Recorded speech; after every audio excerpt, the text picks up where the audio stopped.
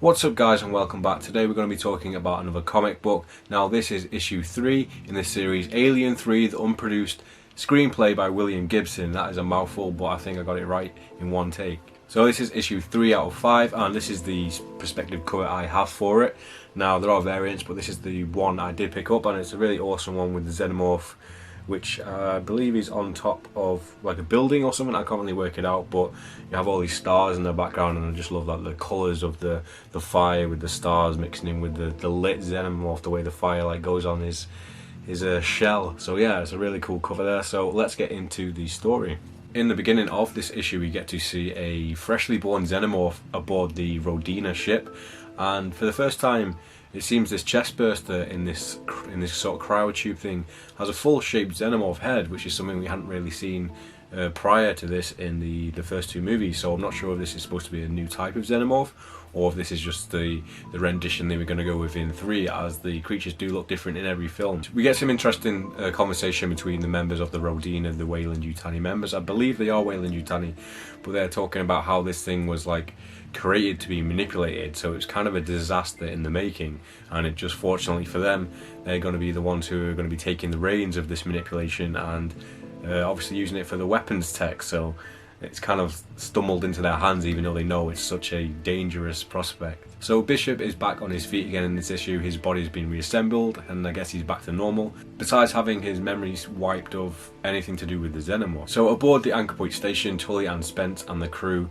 have sort of a biolab where the Weyland members were making them experiment on these subjects of like goo and stuff they found aboard the Anchor Point ship. And what's interesting about this scene is obviously this was written a long time ago when Alien 3 has been made, and it seems they've taken a lot of this information from this sort of screenplay. They haven't obviously taken it, but a lot of this stuff seems to appear in the movie Prometheus with like the goo and the way it affects to certain like temperatures and things. And yeah, it's just interesting to see things they were planning on doing back in the 90s actually come to fruition in the movie Prometheus. And basically, without going into too much spoilers, one of these ampules explodes and things happen, but there's also a specimen created from what happens inside this jar, and it's something similar to what you might find in Alien Covenant, not the Neomorph, but like the smaller egg type of things.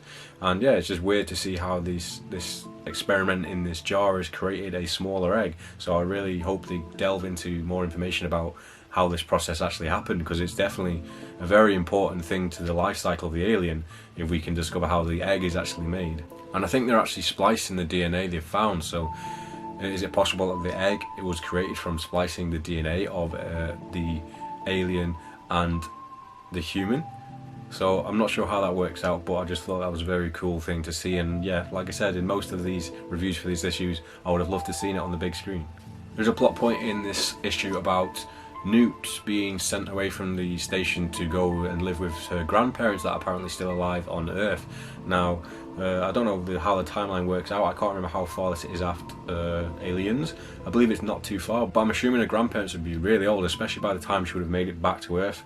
Like I said, I don't really know how logic or time travel and space works in this, with how long it would take to get from the Anchor Point station to Earth. Maybe it's super fast in space travel in this decade, I don't know. So the Weyland crew are investigating Bishop's memories, or what's left of them, and I thought this was a really cool nod back to Aliens, where the only thing they can really capture is his last words. They don't see any of the alien queen, they don't see any of the Xenomorphs really. They only have his last words was "not bad for a human," which is what he says before he gets impaled by the queen. So they've erased his memory of the queen alien, obviously, so Weyland can't get their hands on the information, but it's also a cool callback to his last line in Aliens, or one of them. There's also a very cool piece of art in here which is harkens back to Alien and Aliens also. I'm not sure if I showed this previously in the issue 2 review, but there was one point where they were with a power loader and I think they were on the Anchor Point ship, and they found this weird cube and no one knew what it was. It was a giant cube structure.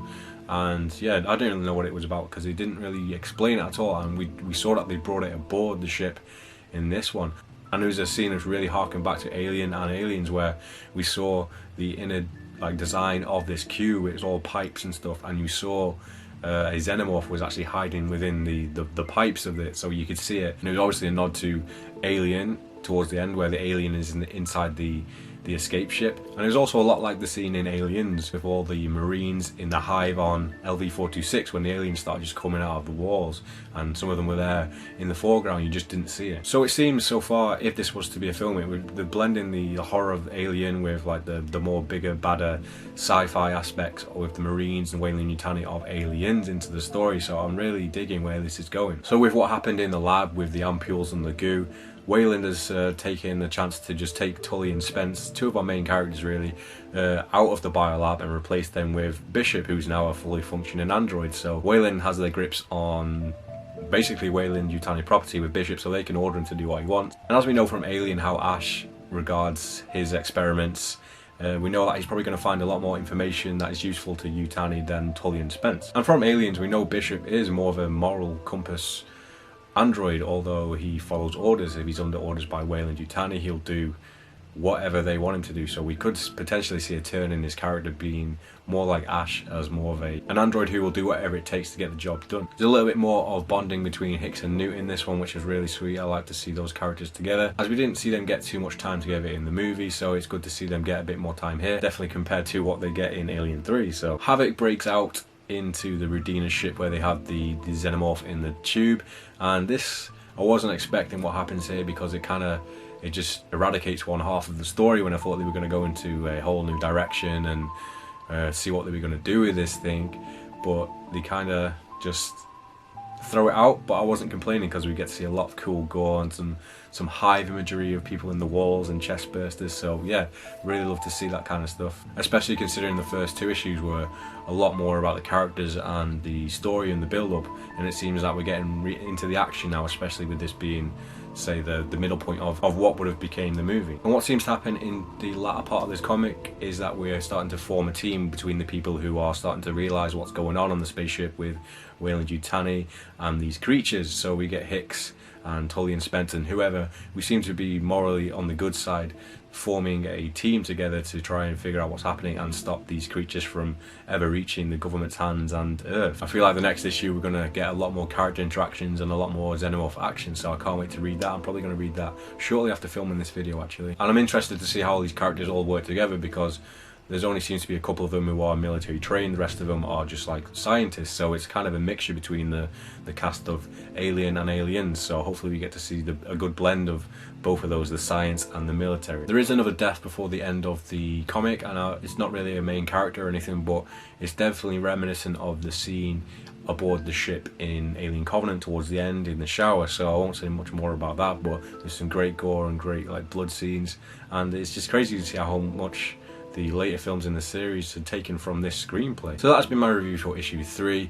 I'm trying to piece this all together without putting too many spoilers in there. It's really hard to try and get it out there. The art for the most part has been great, especially the gore. There are a few parts in this issue particularly where the characters from a distance, they literally have no facial features. You can see their heads, but there's no eyes. At like one point, I think it's Tully or Spence, they look like a rolling pin, because all you see is the neck and just the head with no features. The Xenomorph art is always great, and the colours, like the greens of the acid and the blood. I can't wait to read what happens next, so hopefully we're going to get to the part where shit really kicks off and there's a lot of Xenomorph action aboard the ships. Furthermore, I just want this movie now, and it's pretty depressing. We're probably never going to get it, and it doesn't look like we're going to be getting Alien 5, so we have to just see where this Alien universe takes us in the future with it being in Disney's hands. But this sounded like a really good sequel. I love Alien 3 anyway, so it's just like an expansion to that. So this has been my review for issue 3, and stay tuned for my review of issue 4 coming very soon. Thank you all for watching. Let me know down in the comments what you think about this screenplay so far from what I've said, or if you've read it already, and I will see you with the next video very soon.